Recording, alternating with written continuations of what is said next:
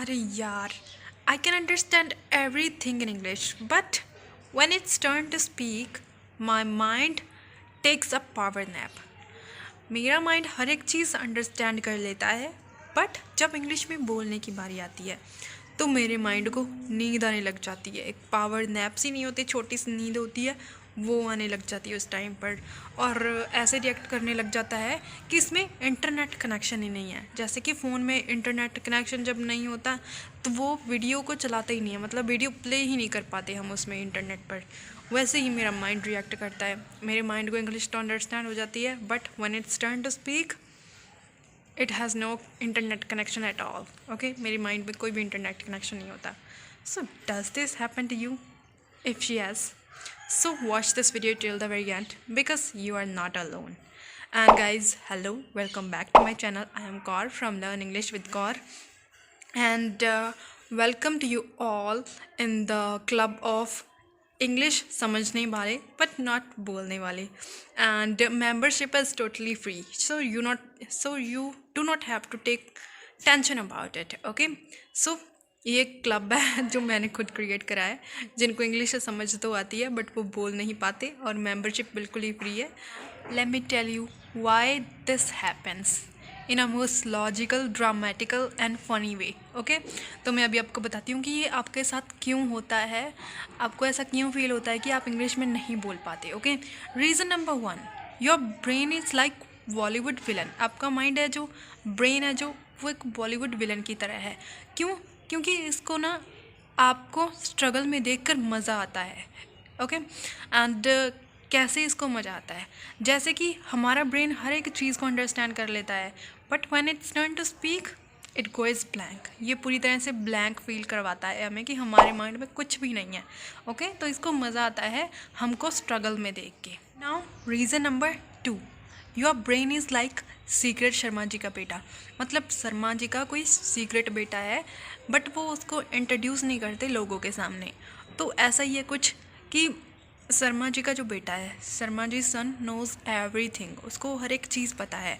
But when is turn to speak his mind refuse to introduce the words to his tongue. मतलब उसका mind है जो refuse कर देता है वो वर्ड्स को इंट्रोड्यूस करने में उसकी टंग को, जो उसको ऑलरेडी से पता है, पहले से ही पता है. तो आपका माइंड भी कुछ ऐसे ही रिएक्ट करता है. आपके माइंड को वर्ड्स तो पता होते हैं बट वो रिफ्यूज़ कर देता है नए वर्ड्स इंट्रोड्यूस करने में आपकी टंग को, मतलब आपकी जुबान को वो नए वर्ड्स इंट्रोड्यूस नहीं करते. Have you ever notice this that your mind always say that I will say this, I will say that, I will speak like a fluent speaker in front of him. But when it's turn to speak, you feel like, or you just say that, my name, I am going to the market. Okay, firstly हमारे साथ यही mistake होती है. हम यही mistake करते हैं कि हम किसी के सामने बोल नहीं पाते जब हम जस्ट बिगनर होते हैं इंग्लिश में. Okay, the best part is you know English very well, even you correct others. मतलब आपको इंग्लिश बहुत अच्छे से पता होती है, आप दूसरों को करेक्ट भी करते हो, बट जब आप खुद बोलते हो आपको लगता है कि आपको नहीं पता इंग्लिश में क्या बोलना है. आपका माइंड एकदम से ब्लैंक फील करता है और आप डायरेक्टली गूगल ट्रांसलेट की मदद लेते हो, बट ऐसा नहीं करना चाहिए. Actually I used to do like this. Okay, मतलब मैं भी ऐसा किया करती थी when I was just beginner in English. मतलब जब मैं बिगनर थी इंग्लिश में, एक बार की बात है कि मेरा फ्रेंड था जो मेरे सामने इंग्लिश में एक गलत सेंटेंस बोल रहा था. वो कह रहा था कि ही गो टू मार्केट येस्टरडे, मतलब वो कल मार्केट गया था, बट उसका सेंटेंस टोटली रॉन्ग था. तो मैंने उसे करेक्ट किया कि उसको कहना चाहिए he went to the market yesterday. तो ऐसा ही आप भी करते होंगे, आप लोगों को करेक्ट भी करते होंगे, है ना. But when it's turn to speak, मतलब जब आपकी बारी बोलने की आती है तो आपको ब्लैंक सा फील हो जाता है, फील होने लग जाता है कि आपको इंग्लिश नहीं पता, है ना. Now let's get serious for 2 minutes. Okay, हम 2 मिनट के लिए सीरियस होते हैं और हमें मेन रीज़न के बारे में पता करना है कि हम इंग्लिश को बोल क्यों नहीं पाते. हम अंडरस्टैंड ही क्यों कर पाते हैं बट बोल क्यों नहीं पाते. उसका मेन रीज़न ये है कि आप कभी इंग्लिश में प्रैक्टिस नहीं करते. फॉर एग्ज़ाम्पल, कि आपने कभी देखा है कि कोई भी इंसान है जिसने सिर्फ स्विमिंग होते हुए देखी है बट कभी की नहीं, और फिर भी उसने स्विमिंग सीख ली. ऐसा कभी पॉसिबल नहीं है। जब तक हम खुद स्विमिंग नहीं करेंगे हम स्विमिंग को सीख ही नहीं सकते। तो वैसे ही इंग्लिश है, इंग्लिश की स्पीकिंग है, जब तक हम स्पीकिंग नहीं करेंगे, हम प्रैक्टिस नहीं करेंगे, so how would we learn English, हम कैसे इंग्लिश को लर्न करेंगे, राइट। तो इसीलिए स्पीकिंग के लिए प्रैक्टिस बहुत ही ज़्यादा इंपॉर्टेंट है। अगर आपको अपनी स्पीकिंग को ब्रश अप करना है तो प्रैक्टिस तो आपको करनी ही पड़ेगी, ओके।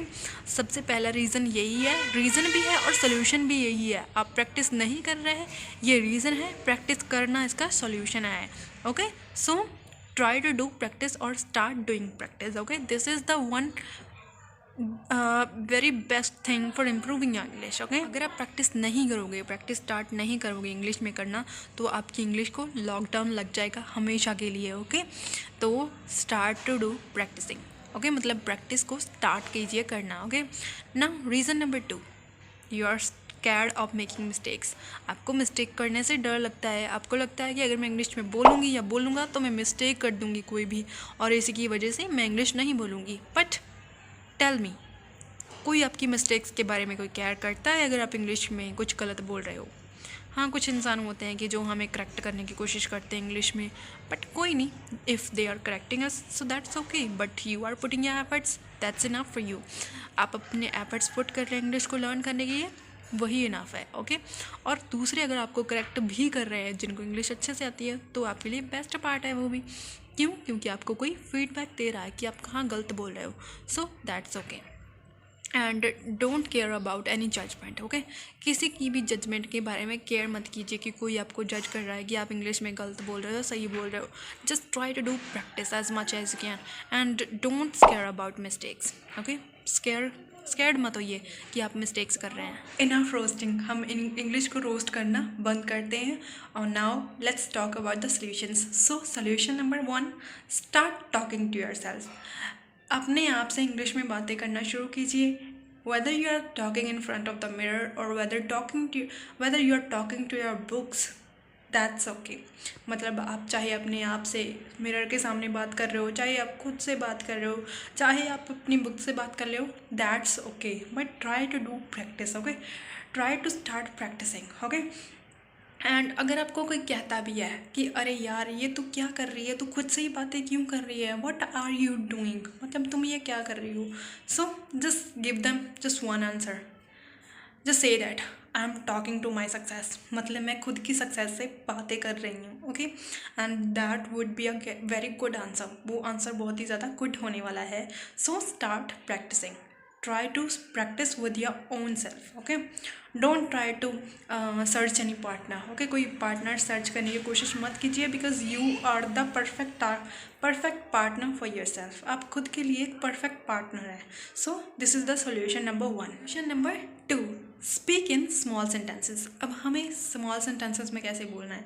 सबसे पहले कि अपनी इंग्लिश को शेक्सपियर वाले लेवल से मत बोलिए। शेक्सपियर की इंग्लिश कैसी है? बहुत ही ऊंचे लेवल की है। तो उस लेवल से अपनी इंग्लिश को लर्न करना स्टार्ट मत कीजिए।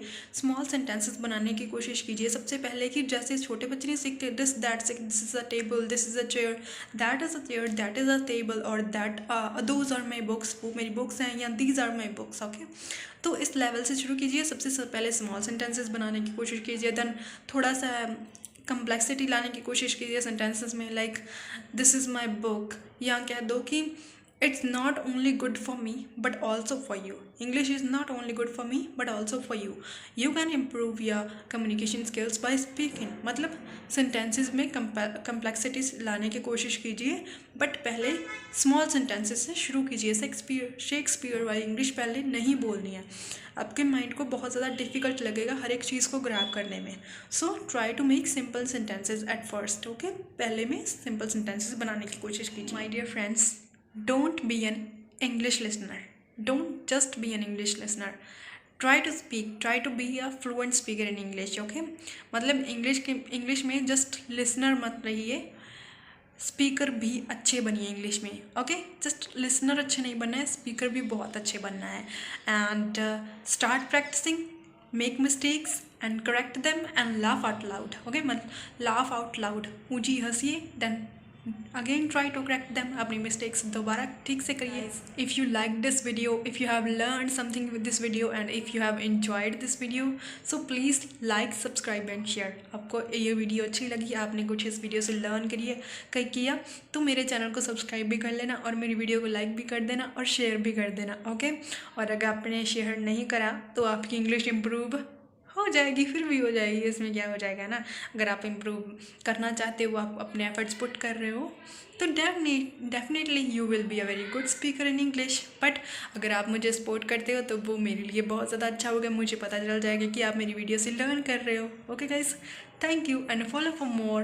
एंड अगर आपको ऐसी ही वीडियोज़ और चाहिए तो मुझे कमेंट में बता देना कि आपको किस टॉपिक पे नई वीडियो चाहिए. So I will make video definitely on that topic. Okay guys, thank you and follow for more.